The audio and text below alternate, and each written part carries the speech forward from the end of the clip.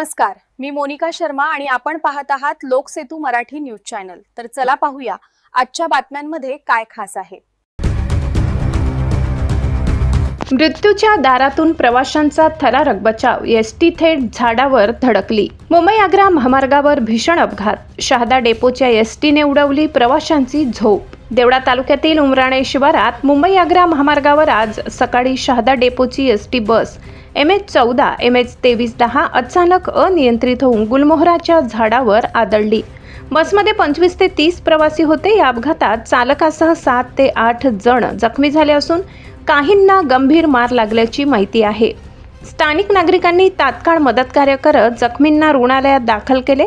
Deola police घटनास्थळी पोहोचून पुढील तपास करत आहेत।